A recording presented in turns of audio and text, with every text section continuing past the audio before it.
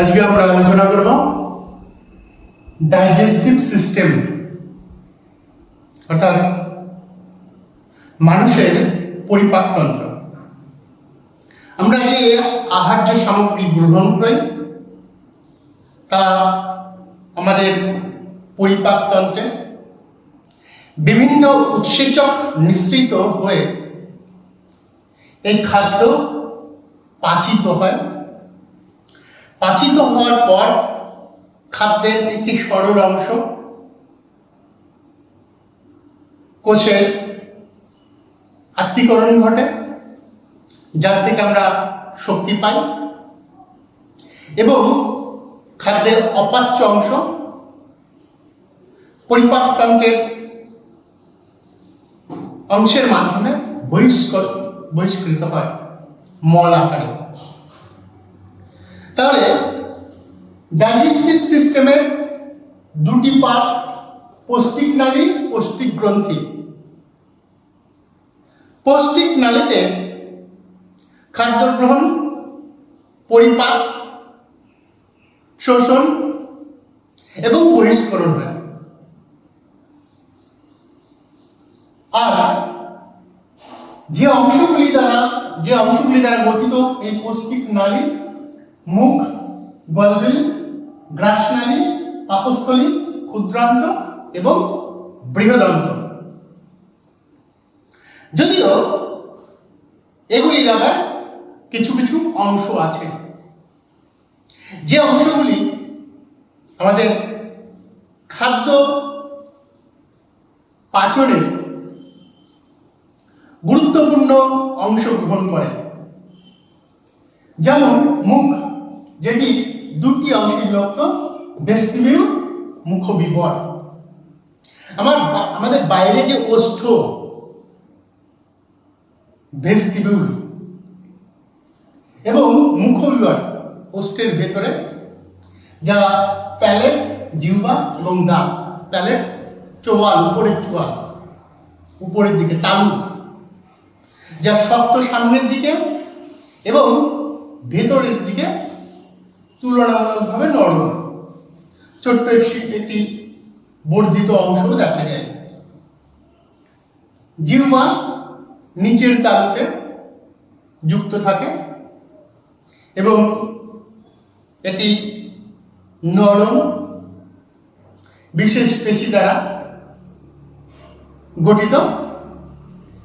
জিহ্বার অপর অংশে প্রচুর স্বাদ কোরক থাকে। এই কোরক আমাদের বিভিন্ন ধরনের স্বাদ গ্রহণ করতে সাহায্য করে।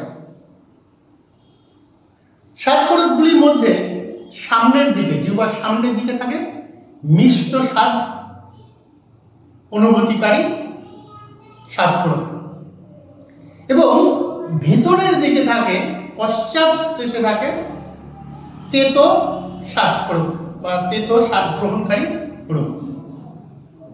দুই সাইডে থাকে অম্ল এবং নোনতা স্বাদ গ্রহণকারী স্বাদ কোরক।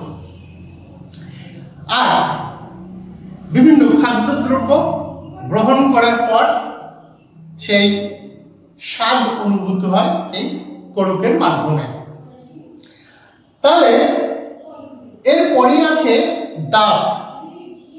দাঁত আমাদের মুখবিবরের মধ্যে দুটো সারিতে দাঁত অবস্থান করে, এবং দাঁতগুলি অস্থির উপর, অর্থাৎ মাড়ির অস্থির উপর থাকে। যদিও শিশুদের এবং বড়দের দাঁতের পার্থক্য দেখা যায়। শিশুদের 20টি দাঁত থাকে। এখানে দাঁতের সংকেত দেওয়া আছে, প্রিমোলার থাকে না, মোলার সংখ্যায় 2টি করে, মোট 4টি থাকে। মোট 20টি দাঁত থাকে। এবং 6 বছর পর থেকে এই দাঁতগুলি পড়ে যায় এবং আবার নতুন দাঁত হয়। সেই জন্যে মানুষ ডাইফিডন্টের অন্তর্গত, অর্থাৎ দুবার দাঁত হয়। আর পরিণত মানুষের দাঁত মোট 32টি, ওপরের দিকে এবং নিচের দিকে 16-16-32। এগুলি যেভাবে সজ্জিত থাকে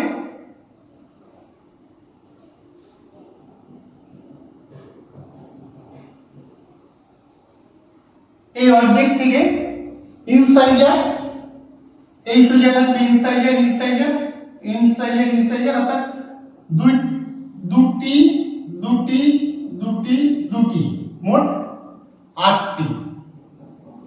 তারপরে ক্যানাইন, ক্যানাইন থাকবে একটি একটি একটি একটি, মোট 4টি। প্রিমোলার দুটি থাকবে, এপাশে দুটি, মোট 8টি। এবং মোলার তিনটি তিনটি তিনটি তিনটি, মোট 12টি। এইভাবে আমাদের দাঁত সজ্জিত থাকে। মূলত বিভিন্ন খাদ্যদ্রব্য চিবানো, ছোট ছোট টুকরে পরিণত করা এই দাঁতের কাজ। জিহ্বার কাজ যেমন খাদ্যদ্রব্য ওলট পালট করে উৎসেচকের সঙ্গে মেশানো এবং গলার উপকরণেও সাহায্য করে। তাহলে প্যালেট, জিহ্বা এবং দাঁত এ সম্পর্কে আমরা জানতে পারলাম। এবার গলবিল। গলবিল আবার নাসাগলবিল, মুখগলবিল এবং স্বরগলবিল এই 3টি অংশে বিভক্ত। অর্থাৎ মুখ থেকে আরম্ভ করে যে গলবিলের অংশ শুরু, সেটি হচ্ছে এই মুখ গলবিল। নাক থেকে যে অংশ শুরু, নাসাগলবিল। এবং স্বর নিচের দিকে, অর্থাৎ ঠিক গ্রাসনালীর আগে পর্যন্ত স্বরনালী। এই গলবিল মূলত আমাদের শ্বাসবায়ু পরিবহন এবং খাদ্য বস্তু পরিবহন, অর্থাৎ গ্রাসনালীতে যেতে সাহায্য করে। নেক্সট হচ্ছে গ্রাসনালী, একেবারে পরিপাক পৌষ্টিক তন্ত্রের আগে পর্যন্ত সরু যে নালী, সেটি হচ্ছে এই গ্রাসনালী। এটি সংকোচন এবং প্রসারণের মাধ্যমে খাদ্য পাকস্থলীতে প্রবেশ করে। এরপরে আমরা আসবো পাকস্থলী সম্পর্কে।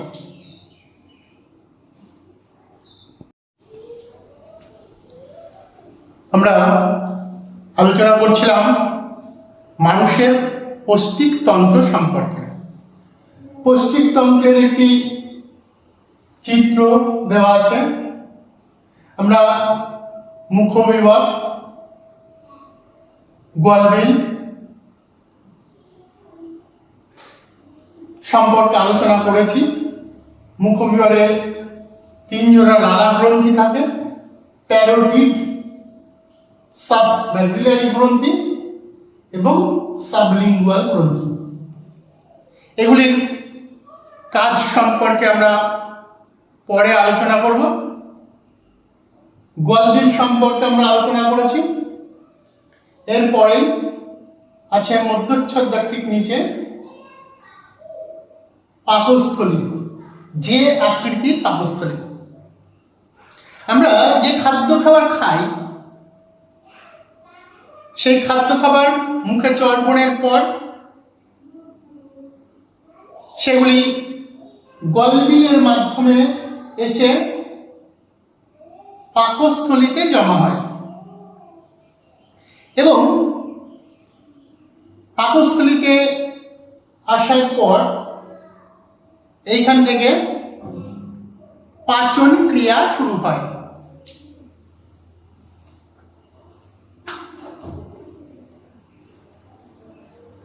বিশেষ করে এখানে প্রোটিন জাতীয় খাদ্য খাবার পাচিত হয়, কিছু পরিমাণ ফ্যাট জাতীয় খাদ্য খাবারও পাচিত হয়ে থাকে। এবং এই পাকস্থলীর যদিও তিনটি অংশ থাকে, হৃৎপিণ্ড সংলগ্ন অংশ, হৃৎপিণ্ড এবং পরবর্তী অংশ থাকে। পাকস্থলীর ঠিক পরেই যকৃৎ, পিত্তাশয়, পিত্তথলি, পিত্তনালী এবং অগ্নাশয়। এরপরেই পাকস্থলী থেকে বেরিয়েছে ডিওডিনাম, ডিওডিনামের পরে অর্থাৎ পরে আছে ক্ষুদ্রান্ত, বৃহদান্ত।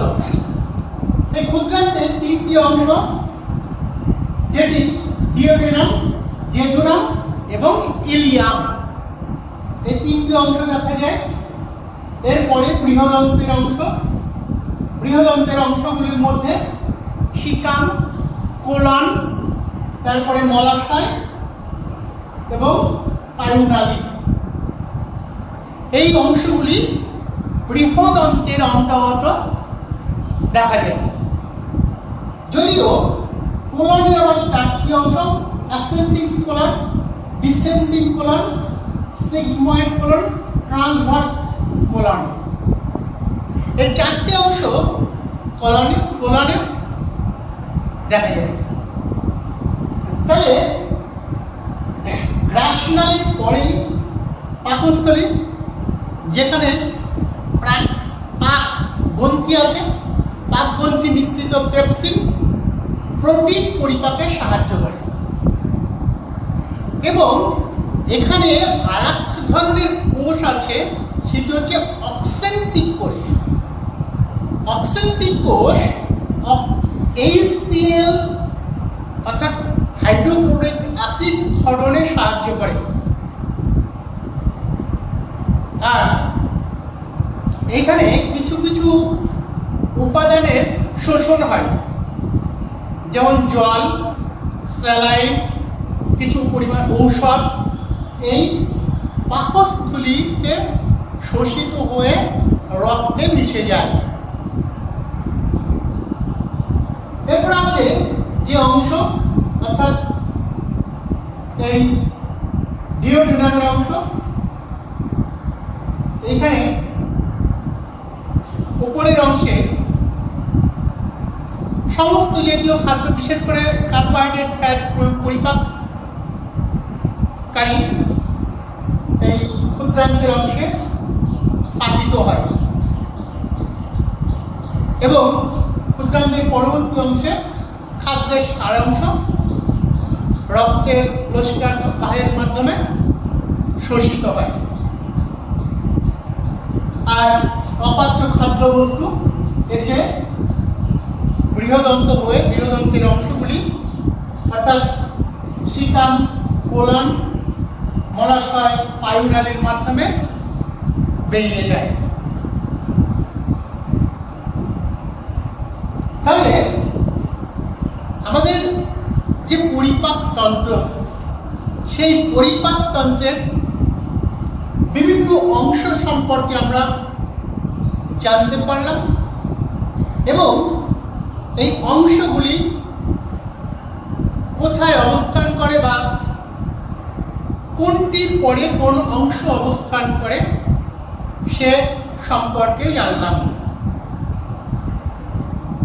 এরপরে বিশেষ বিশেষ অংশের কাজ সম্পর্কে বা খাদ্য পরিপাকে এইসব অংশের ভূমিকা কি তা আলোচনা করা হবে।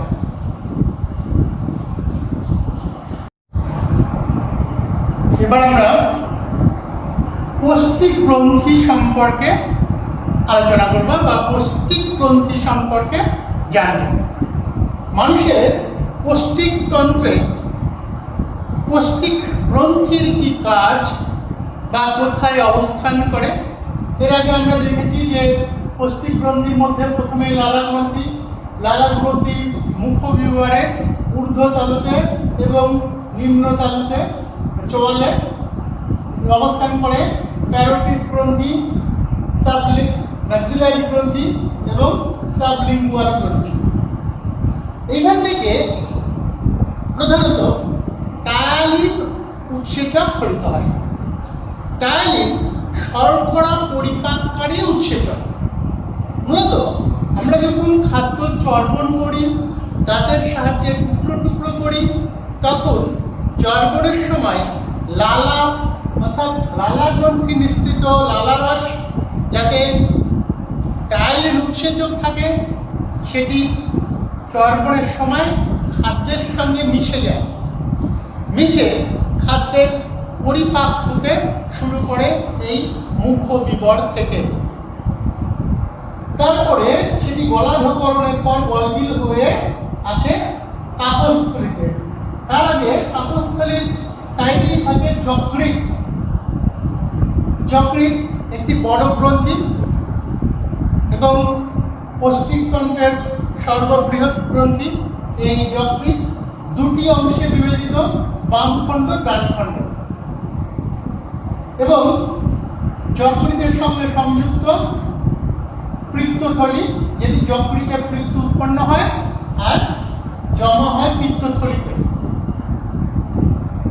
এখান থেকে যকৃৎ একটি এই যে উৎসেচক বা বেসিক্যালি পিত্ত লবণ, পিত্ত রস ইত্যাদি উপাদানগুলি এই যকৃৎ থেকে উৎপন্ন হয়ে থাকে। নেক্সট হচ্ছে যে অগ্নাশয়। পিত্ত লবণের একটা কাজ আছে গুরুত্বপূর্ণ। সে কাজটা কি? সেটা হচ্ছে ফ্যাট জাতীয় খাদ্য উপাদানে আর্দ্র বিশ্লেষণে সাহায্য করে, অর্থাৎ পরিপাকের উপযোগী করে তোলে। নেক্সট হচ্ছে অগ্নাশয়। অগ্নাশয় গ্রন্থি এখানে অ্যাম্পুলার অফ ভাট্টার হয়ে ডিওডিনামে পড়ে। অগ্নাশয় একটি মিশ্র গ্রন্থি। এখান থেকে কার্বোহাইড্রেট, ফ্যাট, প্রোটিন জাতীয় উৎসেচক, পরিপাককারী উৎসেচক তৈরি হয় এবং এইখান থেকে হরমোন উৎপন্ন হয়। অগ্নাশয় একটি মিশ্র গ্রন্থি। এখান থেকে ইনসুলিন এবং গ্লুকাগন হরমোন, সোমাটোস্ট্যাটিন, এই তিনটি হরমোন এই অগ্নাশয়ে উৎপন্ন হয় এবং তিন প্রকার খাদ্য উপাদান পরিপাককারী উৎসেচক এই অগ্নাশয় উৎপন্ন হয়। এর থেকে অ্যাম্পুলার অফ ভাট্টার হয়ে ডিওডিনামে যুক্ত হয় এবং ক্ষুদ্রান্তে খাদ্য পরিপাকে সাহায্য করে। তারপরে হচ্ছে পাকগ্রন্থি। পাকগ্রন্থি পাকস্থলীতে অবস্থান করে। প্রোটিন পরিপাককারী প্রধান উৎসেচক পেপসিন খরিত হয় এই পাক গ্রন্থি থেকে। প্রোটিনকে অ্যামাইনো অ্যাসিডে রূপান্তরিত করে। আমরা যে খাদ্য খাবার খাই, কার্বোহাইড্রেট জাতীয় খাদ্য পরিপাকের ফলে গ্লুকোজ উৎপন্ন হয়। প্রোটিন জাতীয় খাদ্য পরিপাকের ফলে অ্যামাইনো অ্যাসিড উৎপন্ন হয়। ফ্যাট জাতীয় খাদ্য পরিপাকের ফলে ফ্যাটি অ্যাসিড এবং গ্লিসারলে উৎপন্ন হয়, রূপান্তরিত হয়। তাহলে পাকগ্রন্থি যেমন প্রোটিন পরিপাককে সাহায্যকারী উৎসেচক পেপসিন খরিত হয়। আবার এর আগে আমি আলোচনা করেছি যে এখানে অক্সেন্টিক কোষ থাকে, যে অক্সেন্টিক কোষ HCl ক্ষরণে সাহায্য করে। HCl খরিত হয়ে প্রোটিন জাতীয় খাদ্যের পরিপাককারী উৎসেচক পেপসিনকে সক্রিয় করে, অর্থাৎ পেপসিনকে সক্রিয় করে প্রোটিন পরিপাকে সাহায্য করে এই অক্সেন্টিক কোষ মিশ্রিত HCl। এরপরে আন্ত্রিক গ্রন্থি। অন্ত্রে থাকে আন্ত্রিক গ্রন্থি। কার্বোহাইড্রেট, ফ্যাট, প্রোটিন পরিপাককারী উৎসেচক খরিত হয়। যে যে গ্রন্থি বললাম, অগ্নাশয় গ্রন্থি, আন্ত্রিক গ্রন্থি, কি কি উৎসেচক নিঃসৃত হয়, কিভাবে পরিপাক করে, এরপরে বিষয়ে আলোচনা হবে। আন্তরিক গ্রন্থির মধ্যে গোবলেট কোষ, এখান থেকে ঘটিত পদার্থ জীবাণুকে ধ্বংস করে। আর্জেন্টামিন কোষ সিক্রেটিন হরমোন ক্ষরণ করে। ব্রুনালের গ্রন্থি, এখান থেকে বিশেষ করে কিছু পরিমাণ উৎসেচক ঘটিত হয়ে থাকে। তাহলে আমরা যে গ্রন্থিগুলি, পৌষ্টিক গ্রন্থিগুলি গেলাম, এবং খাদ্য পরিপাকে পৌষ্টিক গ্রন্থি নিঃসৃত উপাদানগুলি পৌষ্টিক গ্রন্থির কী কাজ, পৌষ্টিক তন্ত্রের কী কাজে লাগে, বা আমাদের খাদ্য পরিপাকে কী কী ভূমিকা গ্রহণ করে বা কী নিঃসৃত হয়ে থাকে, সেগুলো আলোচনা করলাম। যদিও নির্দিষ্ট উৎসেচকের কাজ এখনো বলা হয়নি, সেগুলি পরে আলোচনা করা হবে।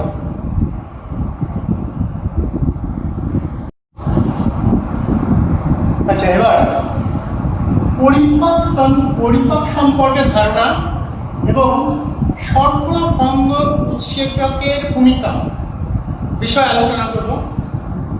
খাদ্য খাবার খেলে আমরা চর্বণ করি, দাঁতের দ্বারা চর্বিত হয়ে মুখবিভাগ থেকে লালারস মিশ্রিত উৎসেচক মিশে যায়।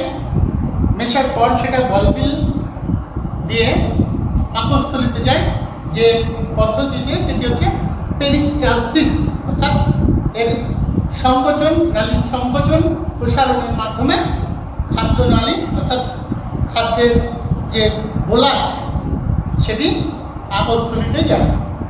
পাকস্থলিতে যাওয়ার পর সেটি পাচিত হয়। প্রোটিন যেগুলি, সেগুলো প্রোটিন পরিপাককারী উৎসেচক পেপসিন দ্বারা পাচিত হয়, তা এর আগে আমরা আলোচনা করেছি। এখন নির্দিষ্ট শুধুমাত্র শ্বেতসার জাতীয় খাদ্য কিভাবে পাচিত হয় বা উৎসেচকগুলি কোথা থেকে ঘটিত হয় সে বিষয়ে আমরা আলোচনা করব। উৎসেচক, কি কি উৎসেচক আছে, এই উৎসেচক কোথা থেকে ঘটিত হয়, সাবস্ট্রেট মানে কোন উৎসেচক কি ধরনের উপাদানকে পাচিত করে সেটি হচ্ছে সাবস্ট্রেট, এবং কিসে পরিণত করে। প্রথমে আসি টায়ালিন। লালা গ্রন্থি থেকে নিঃসৃত হয়। শ্বেতসারকে আমরা যে শ্বেতসার অর্থাৎ ভাত খাই, যেমন শ্বেতসারকে মল্টোজে রূপান্তরিত করে। এরপরে অ্যামাইলেস একরকম উৎসেচক, যে উৎসেচক অগ্নাশয় এবং আন্তরিক গ্রন্থি থেকে ঘটিত হয়। অগ্নাশয় এবং আন্তরিক গ্রন্থি থেকে ঘটিত হয়। কিসের উপর ক্রিয়া করে? সেদ্ধ শ্বেতসার, অসেদ্ধ শ্বেতসার, অর্থাৎ সেদ্ধ এবং অসেদ্ধ উভয় শ্বেতসারের উপর ক্রিয়া করে মল্টোজ এবং আইসোমল্টোজে রূপান্তরিত করে। এরপরে মল্টেজ, উৎসেচক মল্টেজ অগ্নাশয় এবং আন্তরিক গ্রন্থি উভয় থেকে ঘটিত হয়। মল্টোজকে, অর্থাৎ যে মল্টোজ পরিণত হয়েছিল সেই মল্টোজকে গ্লুকোজে রূপান্তরিত করে। কারণ মল্টোজ আমাদের ক্ষুদ্রান্তে শোষিত হতে পারে না, গ্লুকোজ আমাদের ক্ষুদ্রান্তে শোষিত হতে পারে। তাহলে মল্টোজের কাজ গেল। মল্টেজের কাজ আইসোমল্টেজ, এই যে আইসোমল্টেজ রূপান্তরিত হয়েছিল, এই আইসোমল্টেজ উৎসেচক যা আন্তরিক গ্রন্থি থেকে ঘটিত হয়, এবং এই আইসোমল্টেজ গ্লুকোজে রূপান্তরিত করে। নেক্সট সুক্রেজ, আমরা যে শর্করা সুক্রোজ খাই, সেই সুক্রোজকে সুক্রেজ গ্লুকোজে রূপান্তরিত করে। এবং ল্যাকটেজ যে শর্করা, ল্যাকটোজ আন্তরিক গ্রন্থি থেকে নিঃসৃত ল্যাকটোজকে গ্লুকোজে রূপান্তরিত করে। অর্থাৎ শর্করা জাতীয় যা খাদ্য খাবার খাই না কেন সেগুলি পরিপাকতন্ত্রের বিভিন্ন উৎসেচক থেকে খরিত উৎসেচক বিভিন্ন বিক্রিয়ার মাধ্যমে তা প্রথমে মল্টোজ, আইসোমল্টোজ এবং তারপরে গ্লুকোজে রূপান্তরিত করে। যে গ্লুকোজ আমাদের ক্ষুদ্রান্তের যে রক্তবাহ আছে সেই রক্তবাহ দ্বারা শোষিত হয়, শোষিত হয়ে রক্তের মাধ্যমে কোষে কোষে পৌঁছে যায়, কোষের মধ্যে প্রোটোপ্লাজমস্থিত হয়ে আত্তীকরণ ঘটে। তাহলে এইভাবে শর্করা জাতীয় খাদ্যের পরিপাক হয়। এরপরে আমরা প্রোটিন পরিপাক সম্পর্কে জানব।